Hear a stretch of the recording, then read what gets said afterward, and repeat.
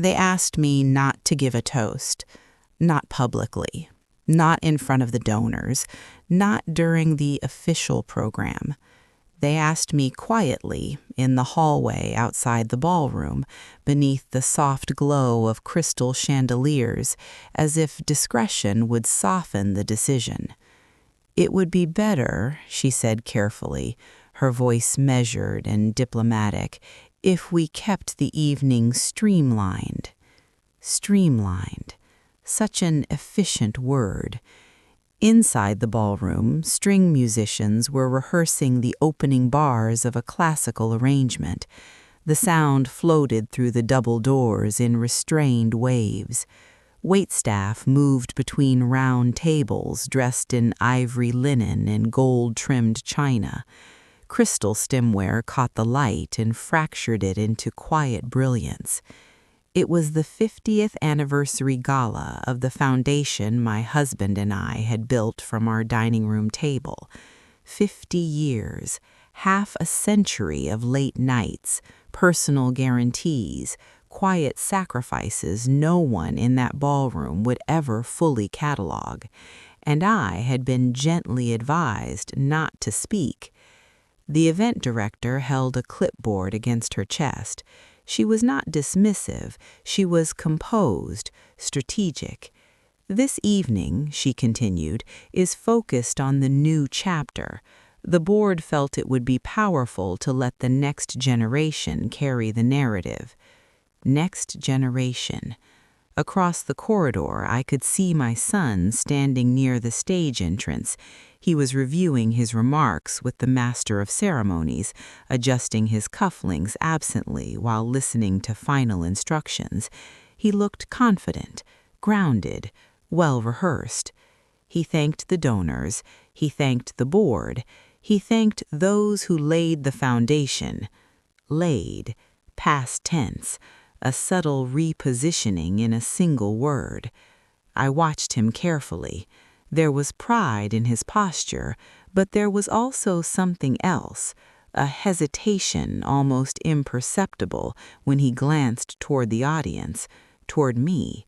He knew I had once closed every anniversary gala with a brief reflection.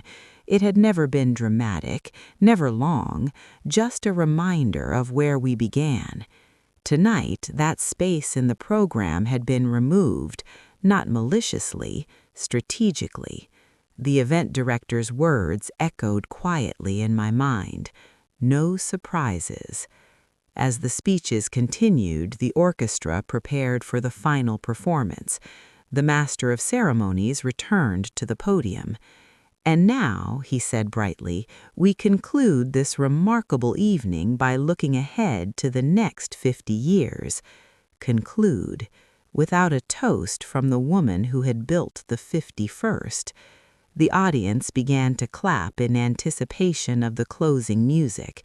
Programs were folded, the chairs shifted. The narrative was closing neatly. That was the moment I stood, not abruptly, not emotionally, simply with certainty. And in a ballroom trained to follow programs precisely, unscripted certainty has weight. The applause faltered. The orchestra paused mid-transition. My son's expression changed instantly. Not embarrassment, recognition.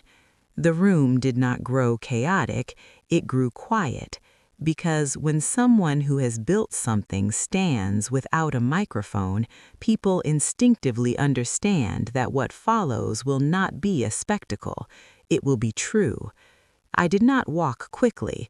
I did not rush the stage. I moved toward the center aisle with steady composure. I had not been given a slot in the program, but I had been given 50 years. And as the silence settled fully over the ballroom, I understood something clearly. They had asked me not to give a toast. They had not asked whether I would speak anyway.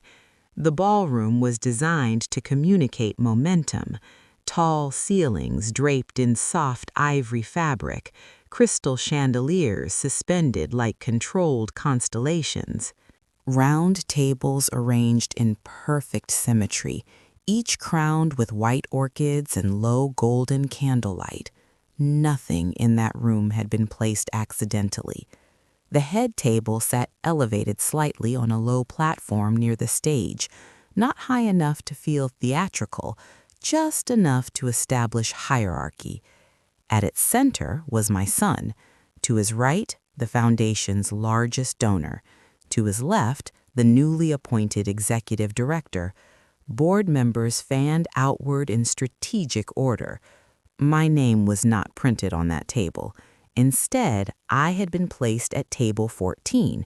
It was a beautiful table, elegant, balanced, respectable, but it was not central. And in rooms like that, centrality is not about comfort. It is about narrative.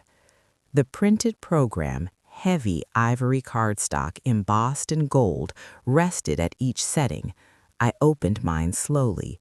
Opening remarks, chairman address, strategic expansion overview, major donor recognition, closing performance. No founder reflection, no commemorative toast, no historical acknowledgement beyond a short montage. The omission was clean, professional, defensible. In planning meetings weeks earlier, I had heard the language forming. We want to emphasize forward thinking. This is a turning point. The optics should reflect transition. Optics. Optics can quietly reshape history without altering facts. Across the ballroom, longtime staff members moved between tables greeting familiar faces. Some of them had been with us from the beginning.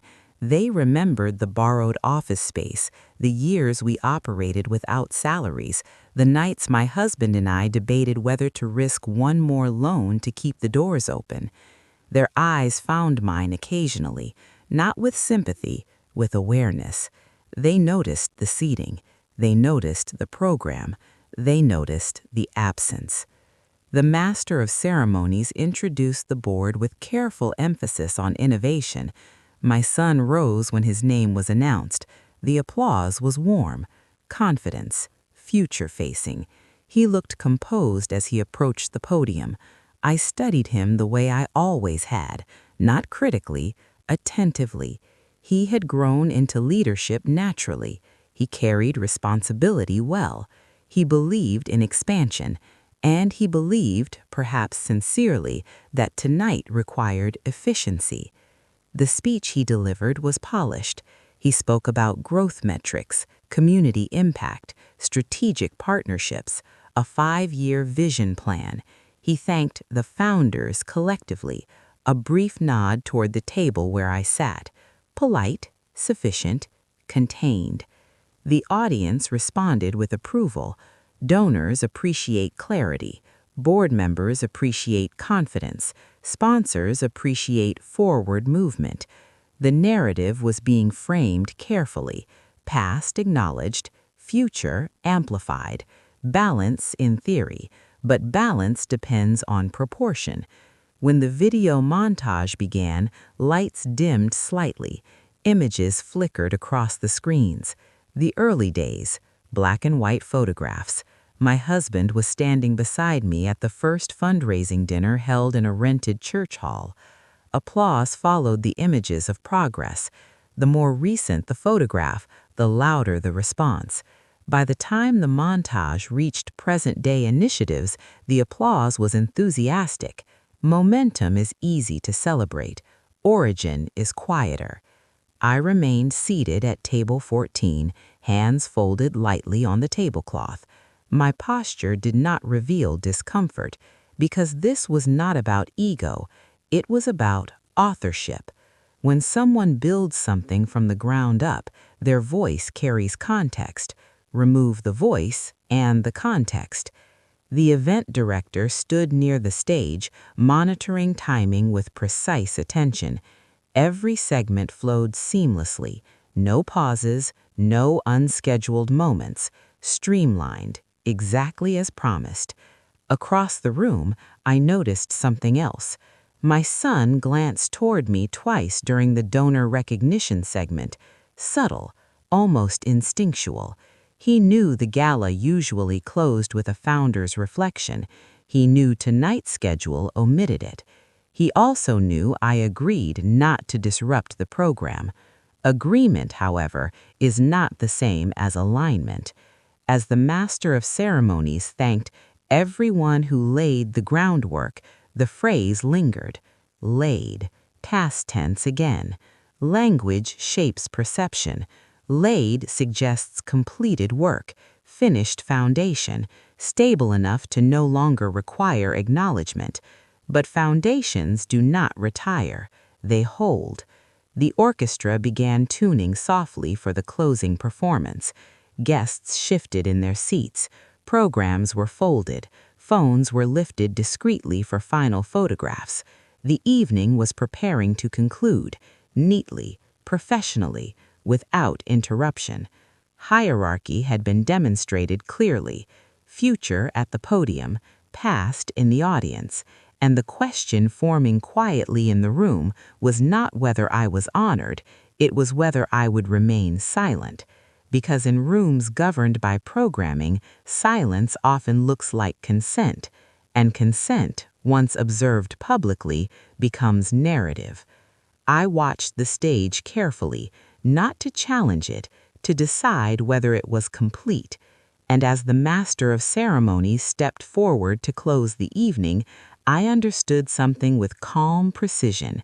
Completion without context is fragile, which is why I stood. The donor recognition segment began with practiced enthusiasm. Names were called, pledges were announced, tables applauded politely in coordinated waves. The lighting shifted slightly warmer, highlighting the stage while dimming the outer tables just enough to guide attention forward. Table 14 fell gently into shadow, not darkness, just enough distance from the focal point. I have attended enough galas to understand how lighting shapes importance. What the light touches feels central, what it softens feels concluded. The master of ceremonies spoke fluidly. We stand here tonight because of visionary leadership and bold forward thinking. Visionary, forward, language leaned deliberately toward what was ahead. A short tribute video followed. It opened with archival footage from the foundation's earliest days. My husband was speaking at a folding podium in a borrowed hall. Applause followed the images of progress. The more recent the photograph, the louder the response.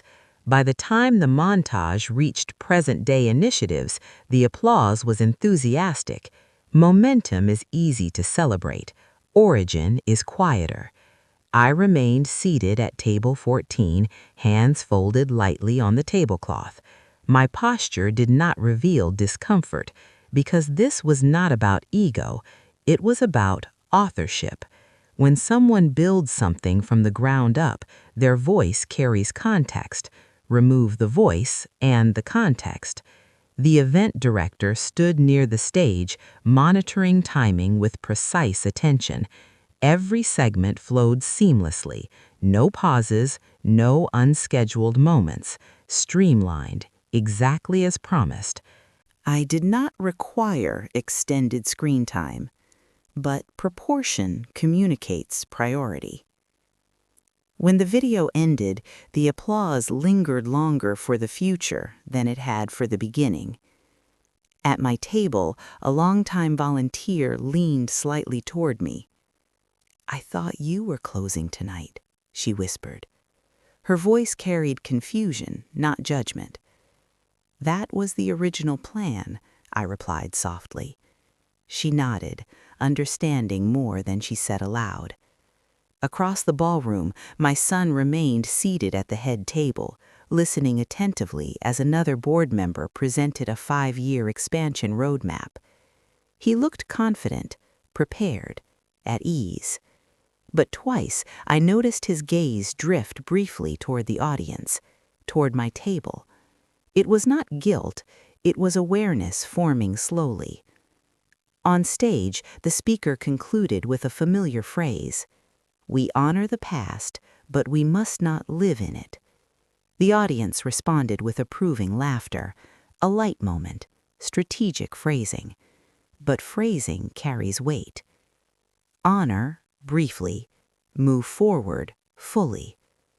Reduction rarely arrives as an insult. It arrives as efficiency, as optimization, as narrative tightening. The program continued without pause. A prominent donor stood to pledge additional funding for a new initiative named after the next generation leadership team. Named. Not after the founders, not after the original mission statement. Named for expansion. Strategic, understandable, and revealing.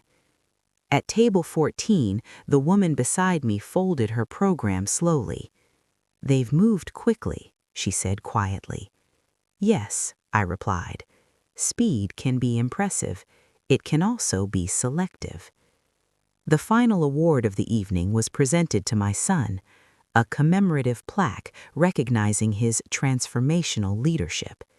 He accepted it with composure. In his speech, he thanked the board, he thanked the donors, he thanked the staff. Then he said, "And of course we are grateful to those who laid the foundation." Again, laid, past tense. A soft nod in my direction, brief, contained. The applause followed as expected, not disrespectful, not dismissive, just structured. The orchestra adjusted for the closing performance. Guests began preparing for departure. The program had achieved its goal. Future amplified, past acknowledged in summary. Subtle reduction is most effective when it feels reasonable. No one had insulted me. No one had excluded me physically. No one had spoken harshly. But the voice had been repositioned. Authority had been softened. Historical authorship had been streamlined. And in rooms that shape legacy, streamlining alters memory. The master of ceremonies returned to the podium with a bright smile. "And now," he said, "we look ahead to the next 50 years. The phrase echoed gently. Look ahead. The orchestra lifted their bows. Chairs shifted as guests prepared to stand. Programs closed. Narrative sealed. Unless reopened. At table 14, I placed my napkin carefully on the table. Not abruptly, not dramatically. I simply rose. Because sometimes the most powerful correction is not loud, it is timed. And the room, trained to follow the schedule, felt the interruption before it understood it. Heads turned. The orchestra hesitated. My son's expression changed instantly. Not a shock, recognition. Reduction had completed its arc.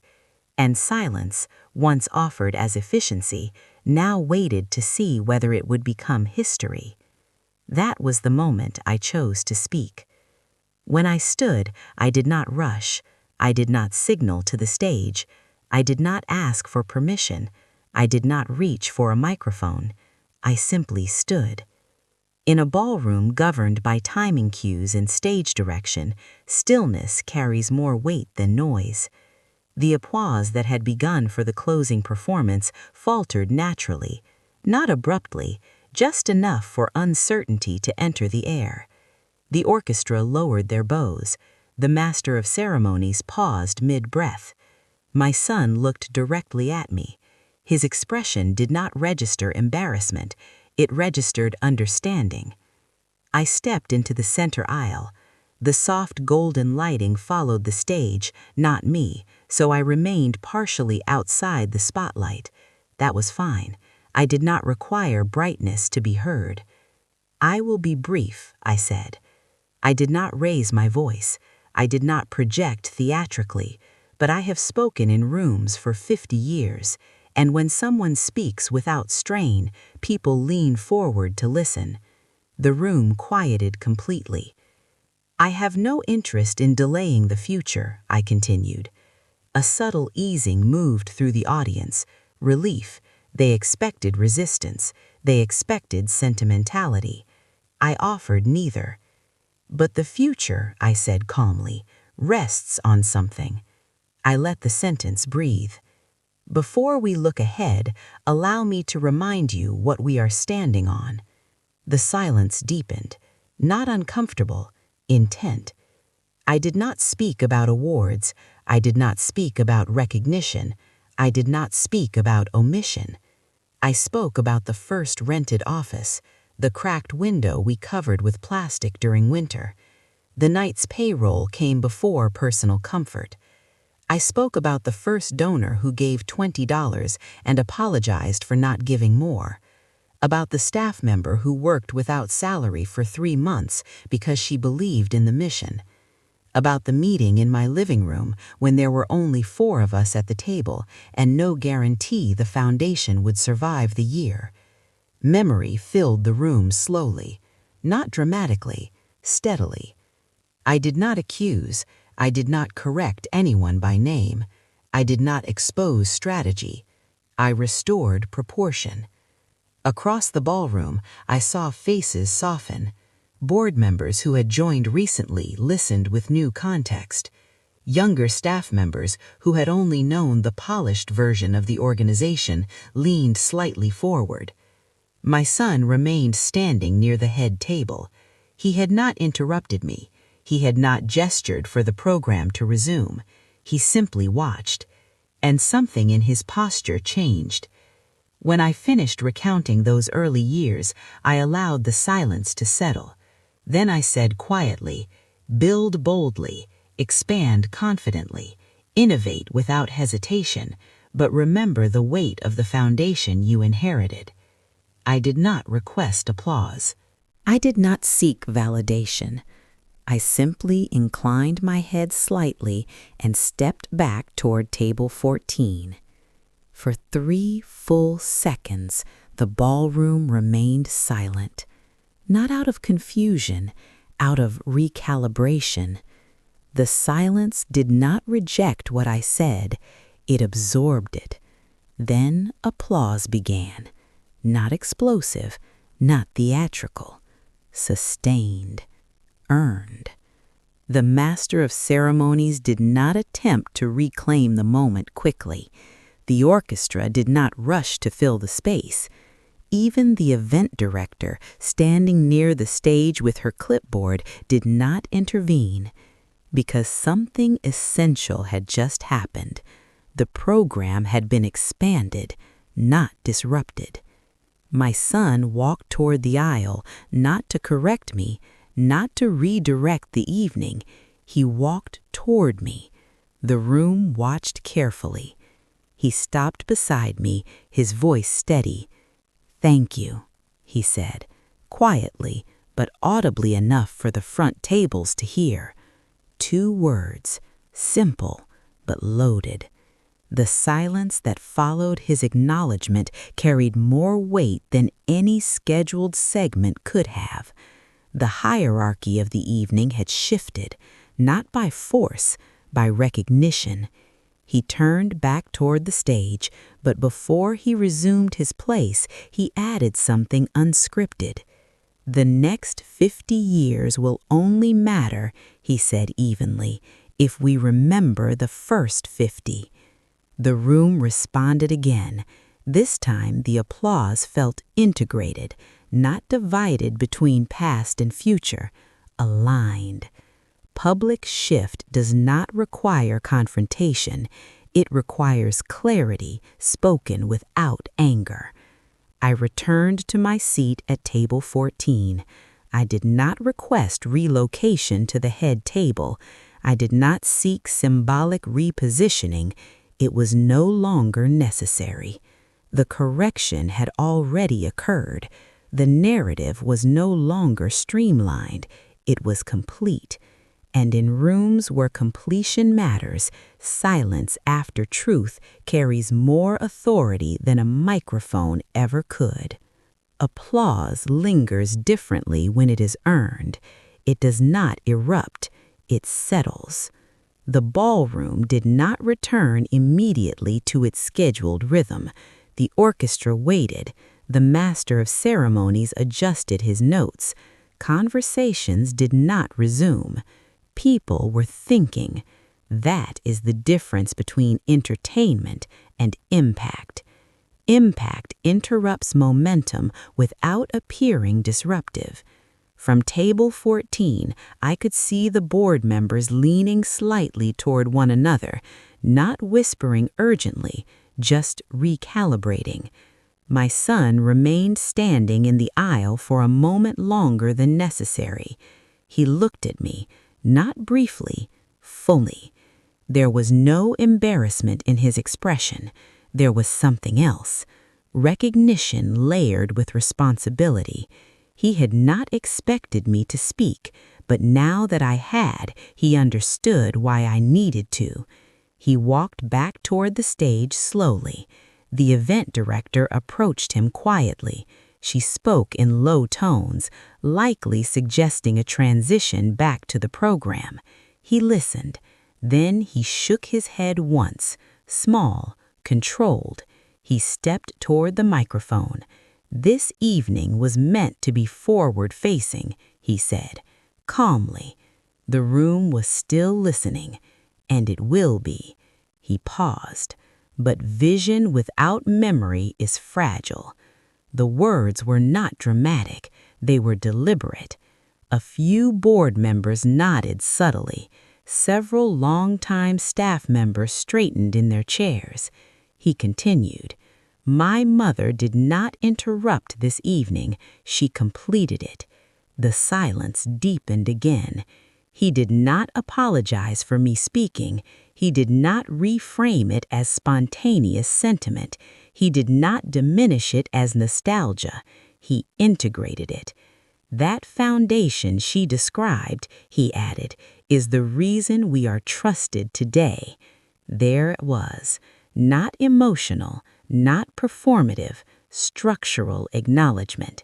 The applause that followed this time was fuller, not louder, deeper. Across the ballroom, I noticed something subtle. The head table no longer felt elevated in the same way. It felt connected. The distance between table 14 and the stage had narrowed without furniture moving. Visible reaction does not require confrontation. It requires alignment. When my son returned to his seat at the head table, he did not resume the scripted closing immediately. Instead, he leaned toward the executive director and adjusted something on the printed agenda. A quiet change. The master of ceremonies nodded once. The orchestra waited. Then my son spoke again. "Before we close," he said, "I would like to invite all founding board members and early staff who are present tonight to stand." Chairs shifted across the ballroom. Several older guests rose slowly. Some were surprised, some are hesitant. I did not move at first. He looked toward me directly. "Especially those who built it before it was certain," he added. Now I stood. The room rose in extended applause, not for me alone, for continuity, for context restored publicly. The event director did not intervene. The donors did not appear uncomfortable, because what had just occurred was not rebellion, it was completed. When the orchestra finally began the closing piece, the tone of the room had changed. Not tense, not divided, grounded. Conversations afterwards carried a different cadence. Board members approached my table without prompting. "Thank you for that perspective. We needed that reminder. It added depth." My son moved through the room with composed attentiveness, greeting guests, but his posture had shifted. He was not merely the chairman celebrating expansion, he was the steward of inheritance. As the evening began to dissolve into small conversations and polite departures, my son approached my table.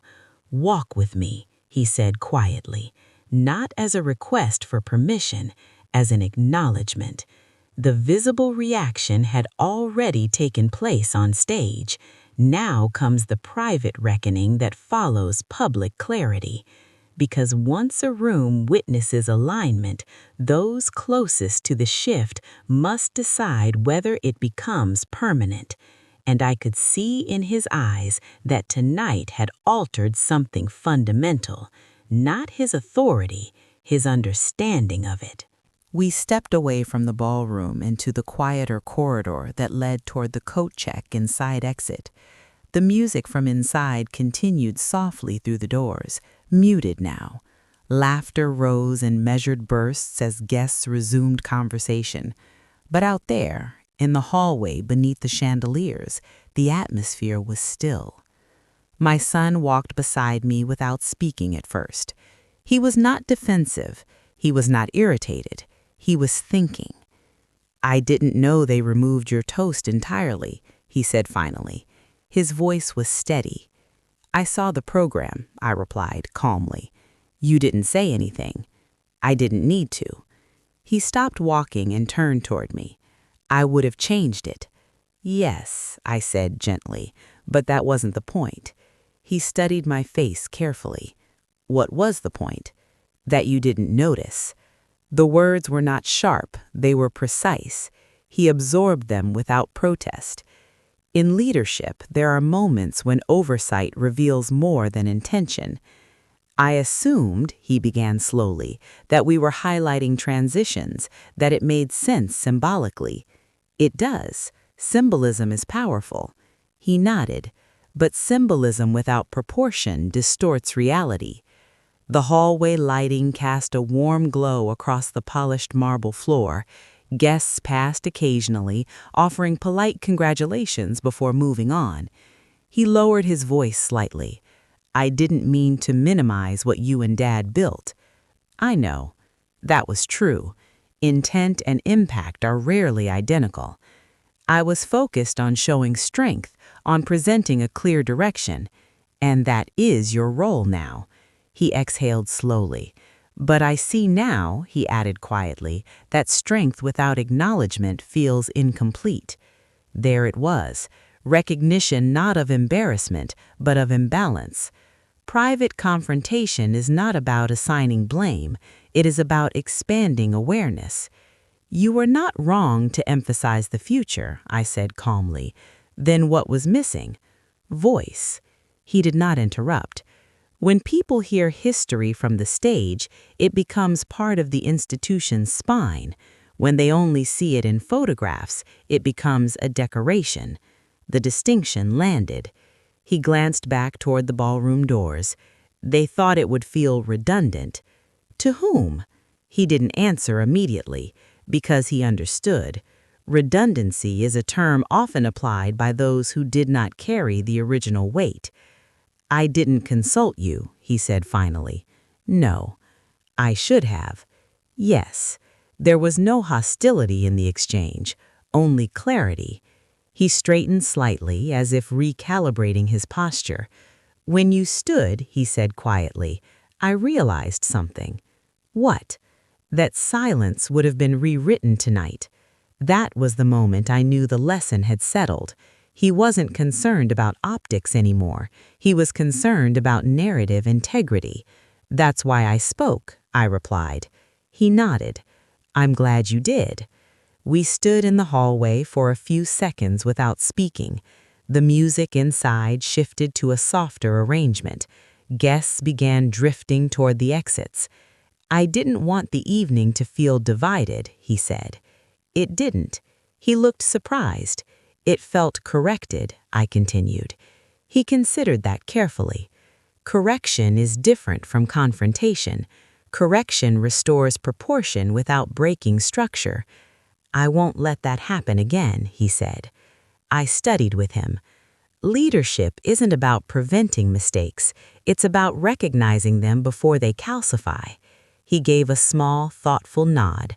"I understand that now." Private reckoning does not require raised voices. It requires expansion of perception. Before we returned to the ballroom, he added one more sentence. "I was proud of you tonight."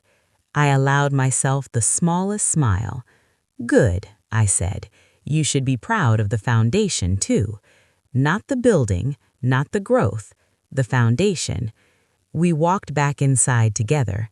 The room had resumed its rhythm, but something subtle had changed. Not the seating, not the lighting, the awareness. And awareness, once established between leader and legacy, does not disappear easily. Tonight had not weakened his authority, it had matured, and maturity, unlike optics, cannot be streamlined. When we returned to the ballroom, the atmosphere had softened, not in energy, in tone.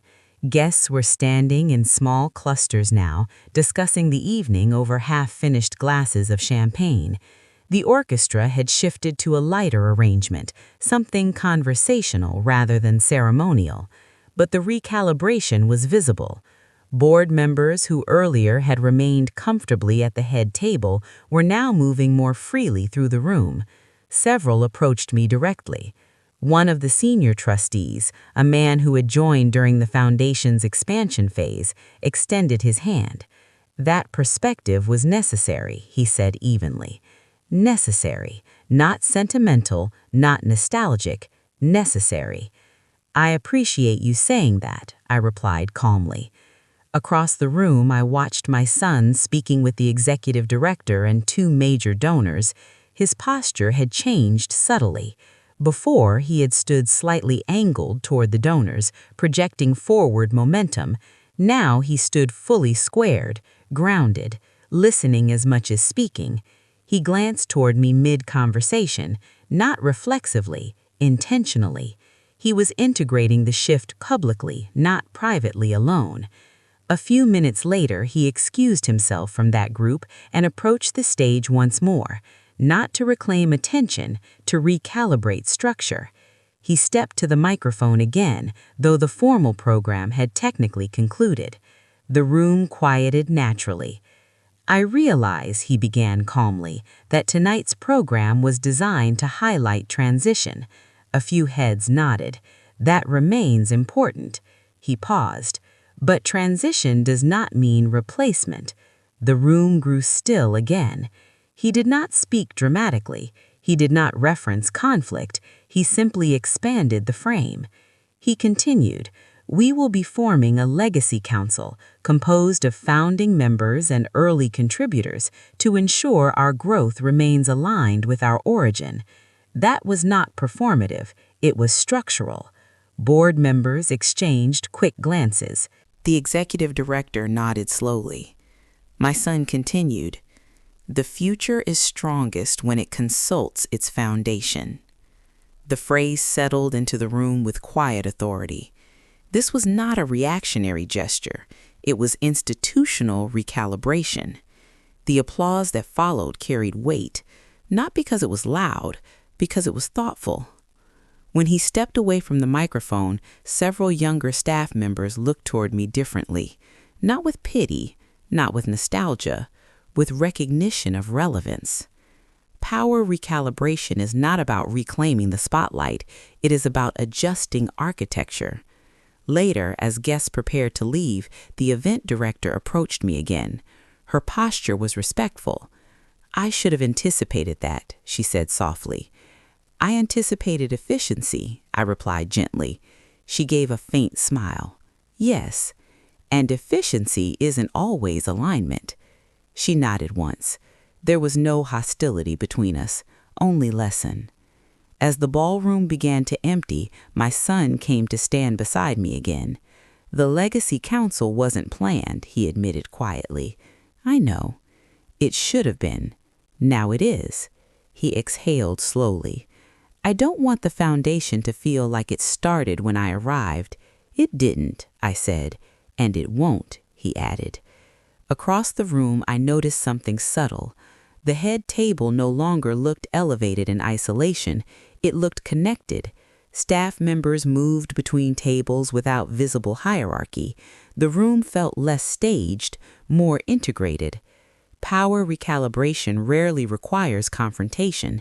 It requires public acknowledgement followed by structural action. And structural action is what prevents symbolic correction from fading into memory.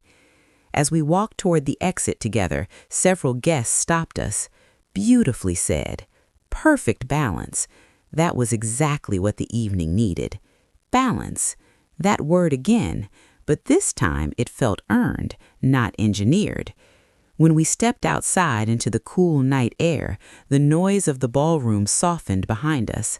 The gala celebrated 50 years, but what it had truly revealed was something quieter. Leadership is not diminished by acknowledging its origin, it is strengthened by it. Tonight, my son had not lost authority, he had refined it, and refinement, unlike optics, endures. The power in that room had not shifted away from him, it had settled more deeply beneath him, and that is what makes recalibration lasting. The gala ended, the lights dimmed, the flowers were dismantled, the rented glassware returned in crates before sunrise. Public moments fade quickly, structures remain. In the weeks that followed, I paid attention, not anxiously, not suspiciously, attentively.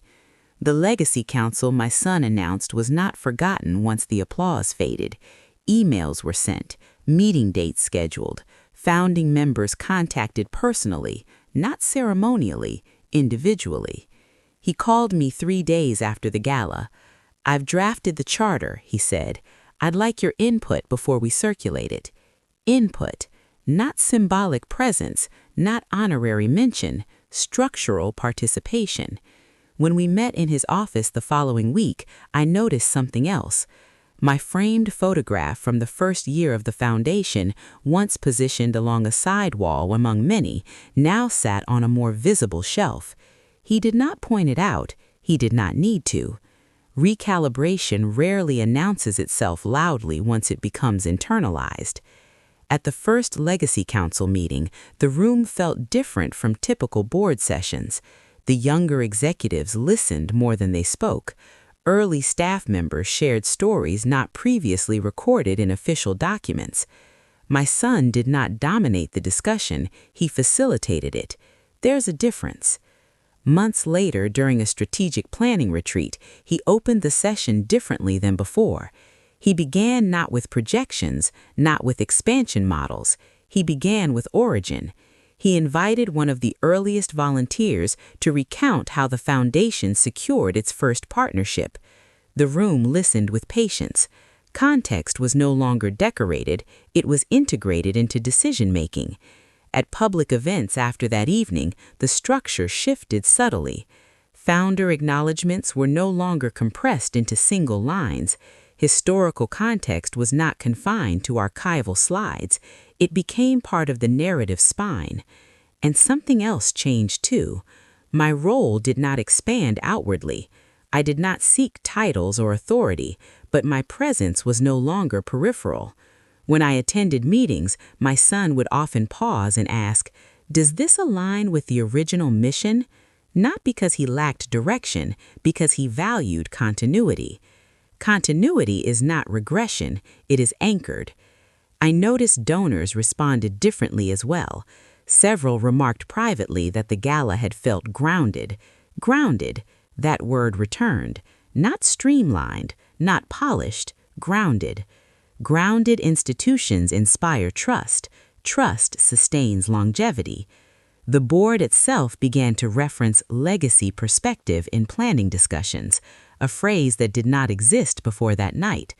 That is how structural change manifests, not through dramatic reversals, through repeated integration. At a smaller fundraising dinner 6 months later, the program once again listed my name for a brief reflection, but this time it did not feel like reinstatement. It felt natural, expected. Proportion had normalized.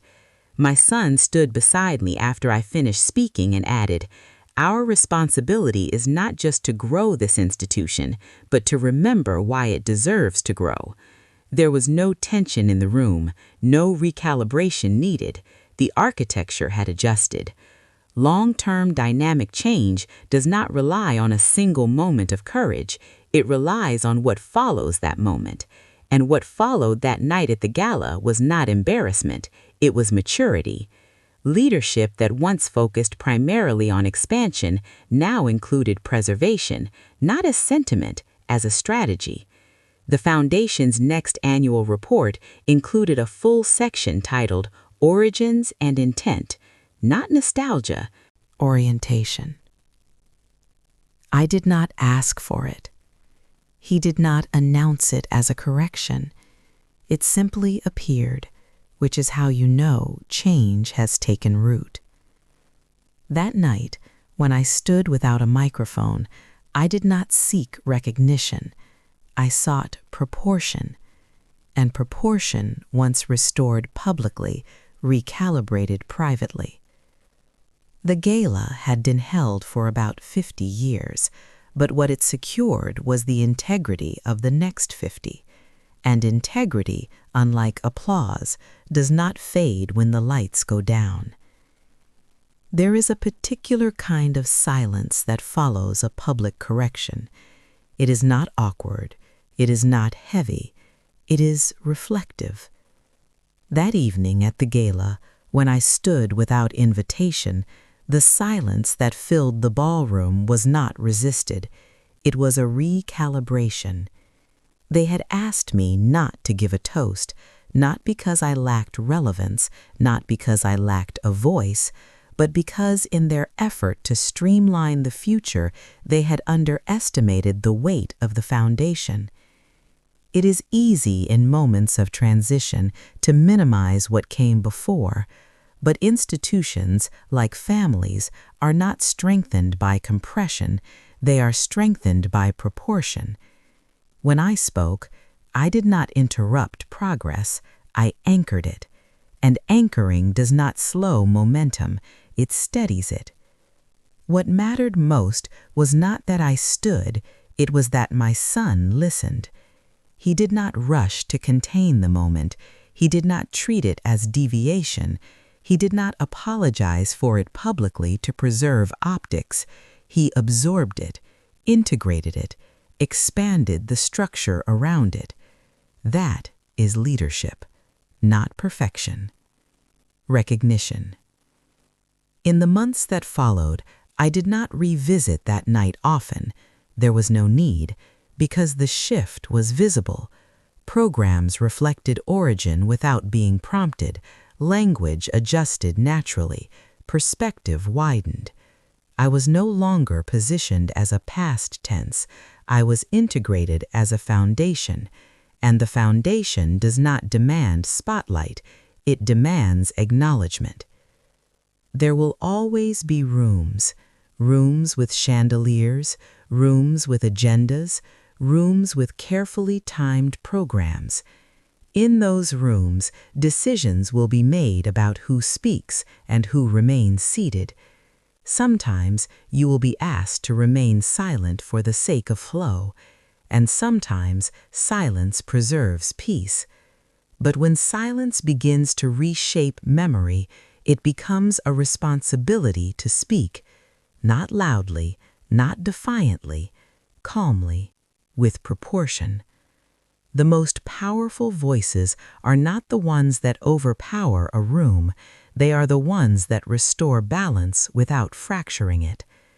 That night, I did not need a microphone. I needed clarity, and clarity, when delivered without anger, carries farther than amplification. They asked me not to give a toast. The room went silent when I spoke anyway, not because I disrupted it, but because I completed it. The future moved forward. The foundation remained visible, the narrative expanded, and in the end, that is what matters. Not applause, not recognition, integrity. Because when integrity holds, transition does not erase legacy, it builds upon it. And that is how institutions endure long after the chandeliers dim and the music fades. Not by silencing origin, but by honoring it, quietly, consistently, without needing to be asked.